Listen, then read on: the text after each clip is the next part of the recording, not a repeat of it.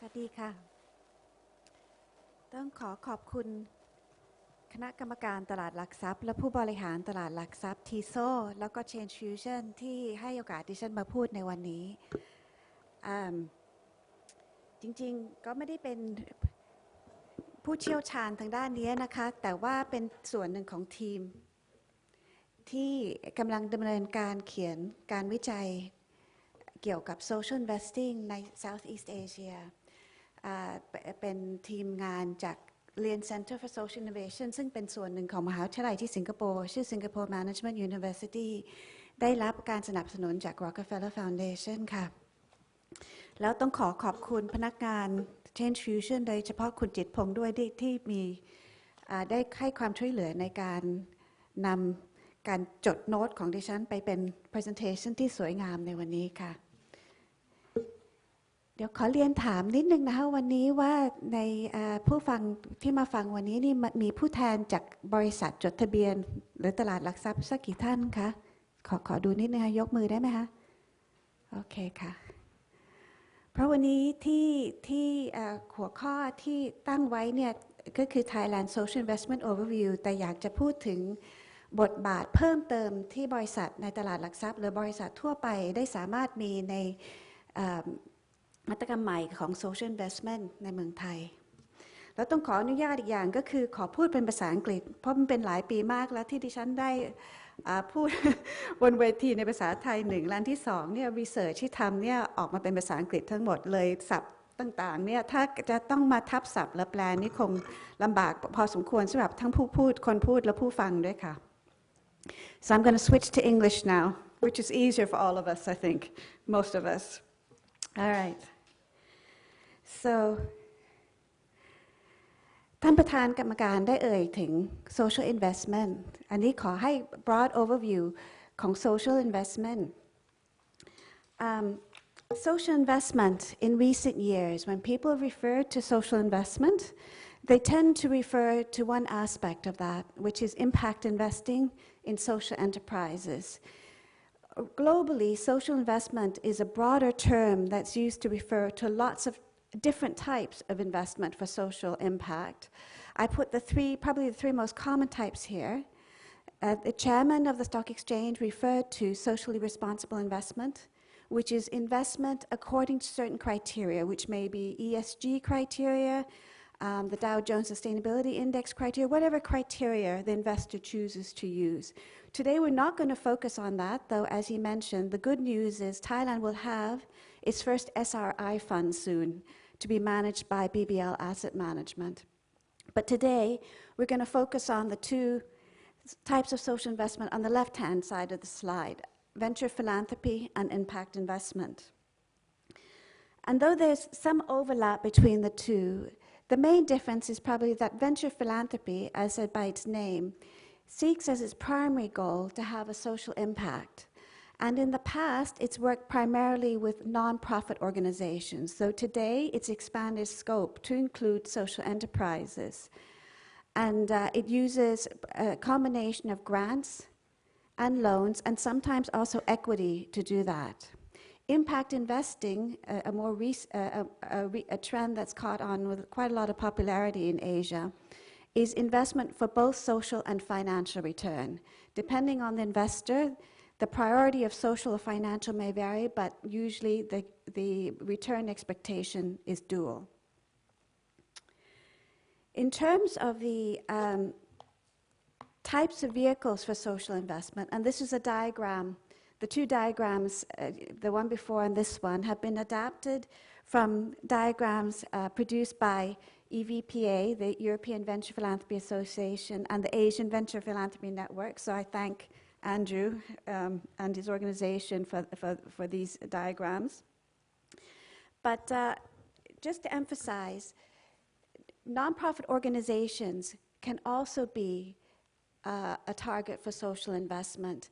And in that sense, the objective is usually, when venture philanthropists invest in nonprofit organizations, to enable that nonprofit organization to scale its operations, to have a greater social impact, and also to be more sustainable in the long term, to either be able to produce revenues itself in some form, or else to enable it to be able to access more sustainable sources of funding.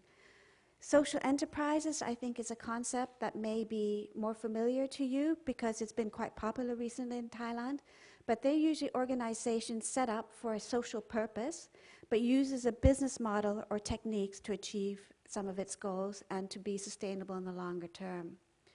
Social businesses are entities that are set up primarily as businesses, but that has as one of its objectives some social goals, which may be the creation of improved livelihoods for the community that it addresses, or the production of goods and services for that community. Asian Development Bank sometimes calls this area inclusive businesses, which is just another term, a sub-term for social businesses. In Southeast Asia, social purpose organizations come from 5 origins, and we have good examples of 4 of them in Thailand.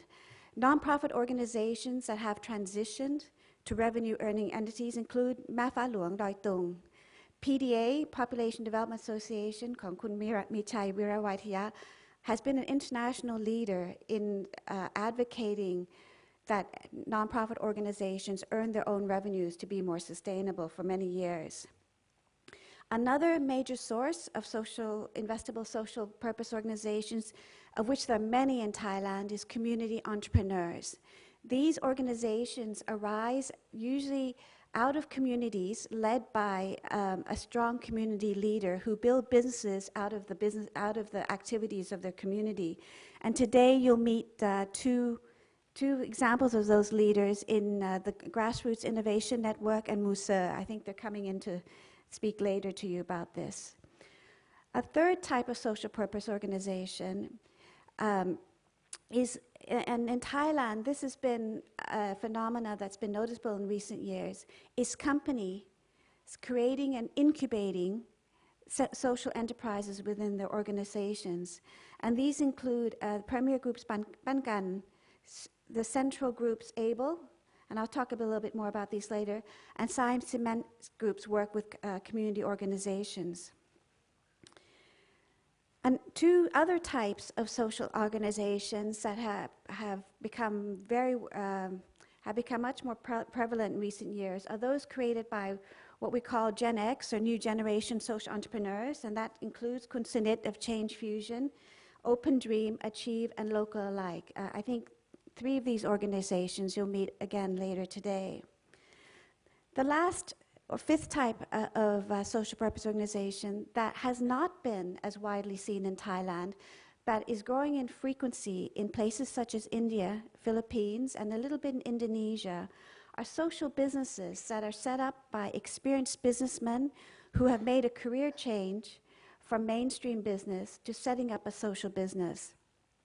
One example of this is PT Rumah in Indonesia, which is a company created by a pair of former consultants, business and IT consultants, who set up PT Rumah, which provides a methodology for selling mobile minutes through small shopkeepers.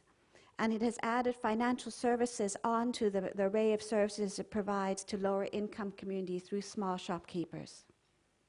It has become one of the hottest business models in Indonesia today, and though it started out funded on a grant basis, it is now widely invested in by commercial investors. So why all the excitement around social investment? In the West, social investment grew around the recognition that existing pools of charitable and public money and the ways in which they're being used were not sufficient or effective in addressing the growing social problems of the world. Venture philanthropy and impact investing both grew out of movements that sought to bring to bear new sources of expertise and methodologies to addressing social problems, particularly business techniques.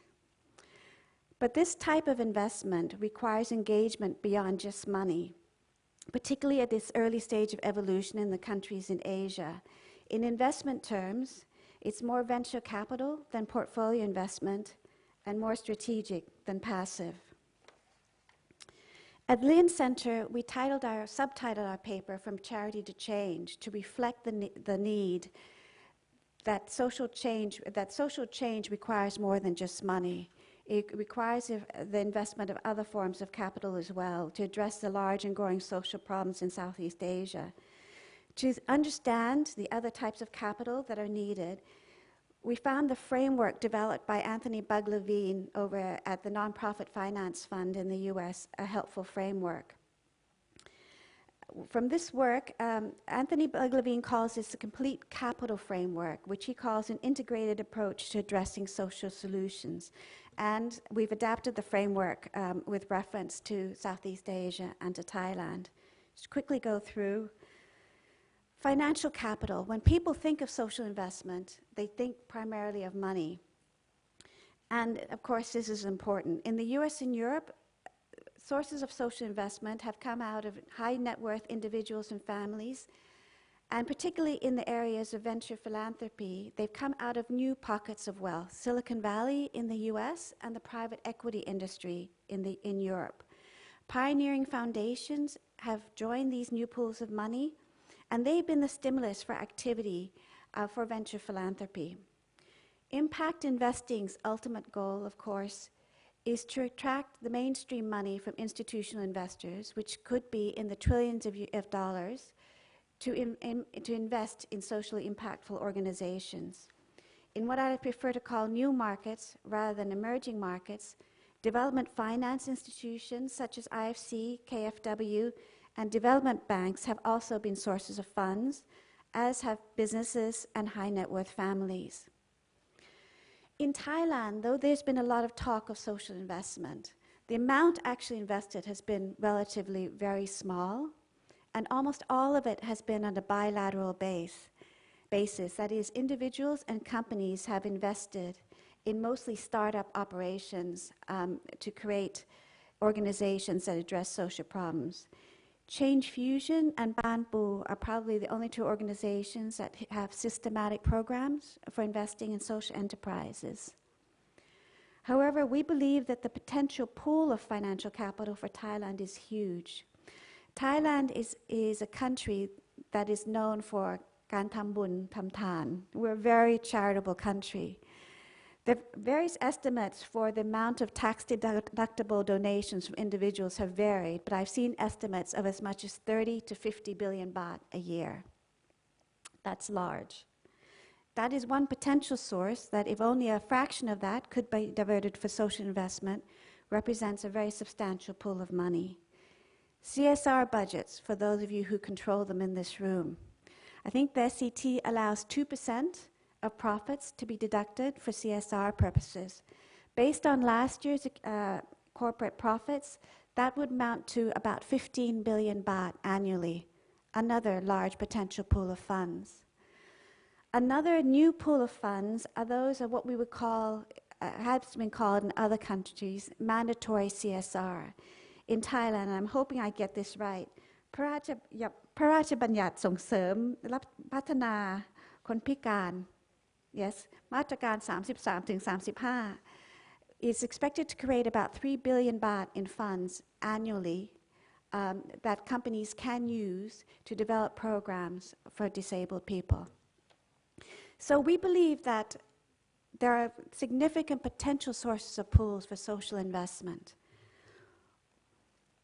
What perhaps is needed more to develop is human capital.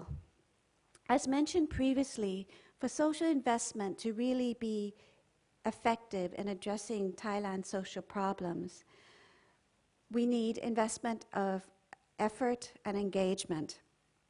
There are three rough types of human capital that we need for social investment. One is business skills, and these can be divided into two types. Core capacity development, basic strategic operational and management expertise, which represents usually multi-year ongoing engagements. And the second is periodic event-driven expertise, legal, accounting, fundraising. Social sector skills. In Thailand, we have over 10,000 civil service organizations. Thailand has one of the largest and most active social entrepreneur pools in the world. Ashoka, the Global Organization for Social Entrepreneurs, who you'll hear from this afternoon, has over 100 fellows active in Thailand. So we have a number of social sector leaders. What we lack, perhaps, is social sector leaders who can combine both operational and business skills with their strong social leadership skills. And last but not least, in the area of social investment intermediaries or professionals, we need advisors, brokers, and investment professionals to help match the business side with the social side, to put together structures and models for partnerships and collaboration. In other markets where social investment is more developed, there have been several models developed for this. One of the most effective ones has been where financial capital has been combined with capacity development skills through in-house experts and access to external consultants. Inspiring Scotland in the UK and Dasra in India are two prime examples of this, and I think Andrew will talk about that later. Second is pro bono or volunteer programs with businesses and professional firms. And thirdly is mentoring programs with senior business professionals who provide guidance to social enterprises and NPOs. In other countries, there has been a migration of experienced business professionals to social investment intermediaries, particularly consultants and bankers. And there are several organizations in India, Singapore, and Indonesia are staffed with ex-business professionals. In Thailand right now, in terms of capacity development for the social sector, this is, there are a number of training programs, business training programs for social sector organizations. But there has been little ongoing capacity building support for social organizations, whether social enterprises or nonprofit organizations.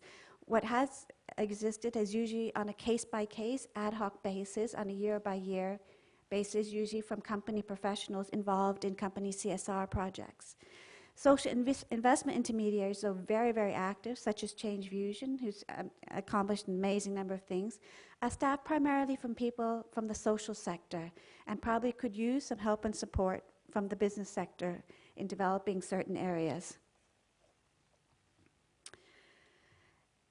There's been a growing realization in the West or in the developed social investment market, so a lot of effort and research has been put into understanding tools and methodologies, which helps in building organizations and in building funds.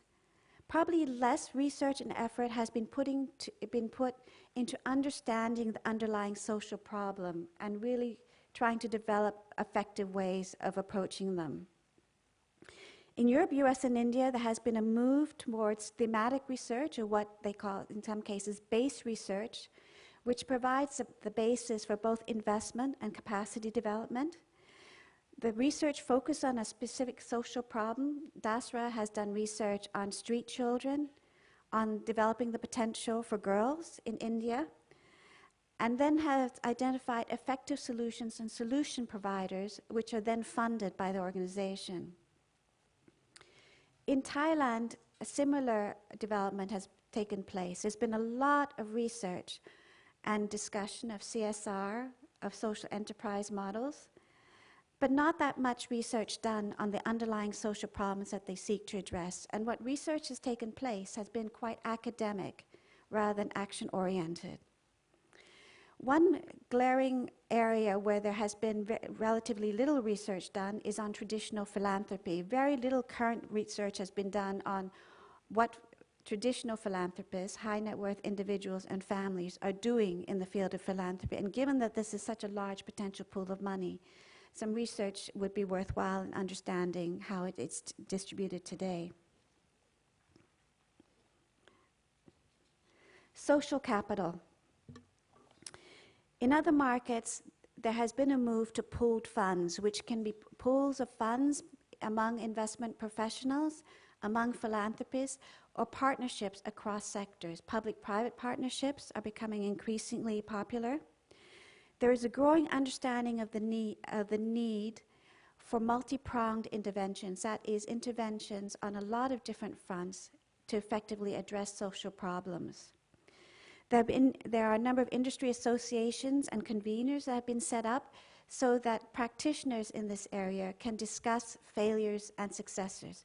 Failures are even more important to learn from than successes in some respects, because you learn what should not be done. And there are a lot of times you learn more from making mistakes than successes. And in Asia, unfortunately, because of issues of CNA and others, we're a little bit reluctant to discuss failures, but that needs to happen for us to learn.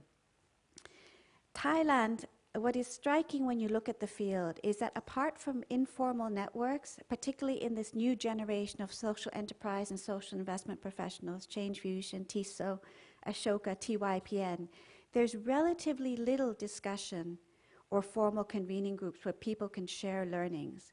There's really no philanthropic networks at all in operation. And there's just, in the companies or in the business sector, there's just beginning of convenings like this for people to share information about what is working and what is not. So why is this all important and relevant to you? In Southeast Asia, what we found is that compared to other regions of the world, businesses are playing a disproportionately larger role in social investment than in other areas of the world. We think there are a few reasons for this. One is that companies and businesses are probably a more natural owner or possessor of all four types of capital than any other type of organization in operation in these markets. Southeast Asia has very few professional investment, philanthropic investment advisors. It has very few professionally run foundations. And also in Thailand and in other countries in Southeast Asia, business is still, to a large extent, controlled by families, which is, so the individual and corporate wealth often goes in tandem.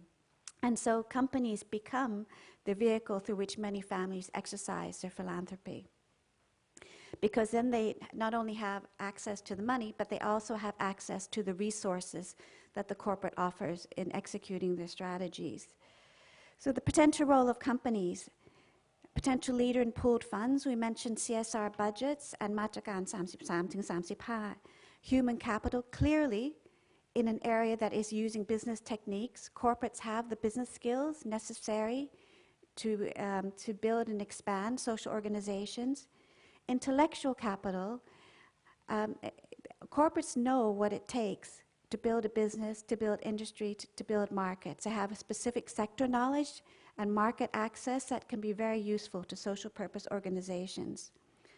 Social capital, as I mentioned, access to markets, suppliers, and corporates have influence. They have the ability to lobby governments, access to experts in their fields who can help develop technologies and strategies for social purpose organizations. And perhaps most importantly, corporates, we believe, have an understanding and a willingness for collaboration and partnerships. They understand the necessity for building industries and markets to be successful, and this willingness to collaborate and work with others, we think, is a key characteristic of successful social investment going forward. So what is needed?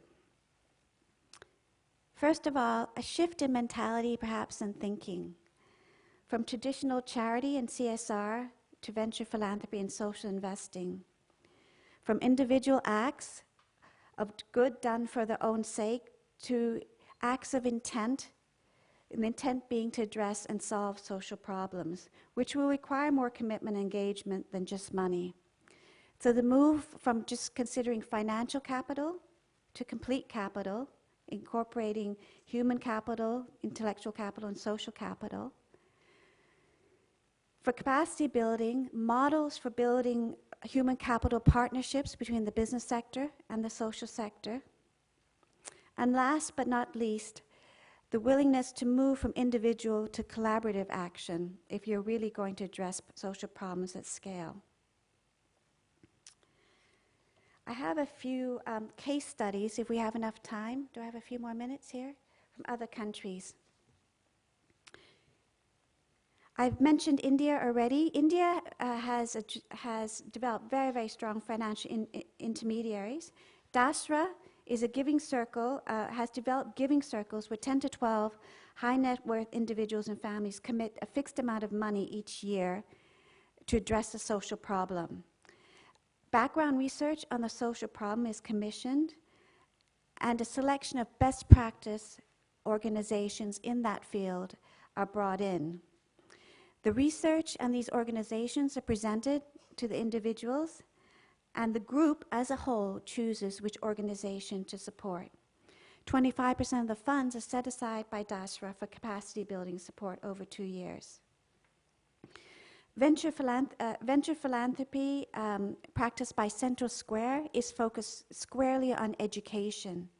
It's set up by a former successful hedge fund manager, and it focuses on high-impact philanthropic investments. India also has a number of strong impact investment funds. Avishkar focuses on startup and early-stage enterprises in livelihood enhancement. Philippines is a country in Southeast Asia that stands out for its collaborative efforts. I'll quickly skip to maybe one that is relevant for Thailand. Philippines Business for Social Progress has been an organization that's been in existence since 1970. In the beginning, it was an organization that got 50 companies to pledge 1% of its pre-tax profits to invest in initiatives to alleviate social poverty. Today, the organization has 250 members who provide contributions on sliding scale. However, more importantly perhaps, the Philippines Business for Social Progress serves as an organization where companies can combine and share learnings, and also act as a medium for coordinating corporate efforts in various initiatives, including in disaster relief activities. Business leaders are able to mobilize resources and provide advocacy and access in ways that social purpose organizations normally cannot do. A last case study from overseas, East Bali Cashews. East Bali Cashews is a cashew processor that was set up by an American entrepreneur in Bali, in one of the poorest districts of Bali.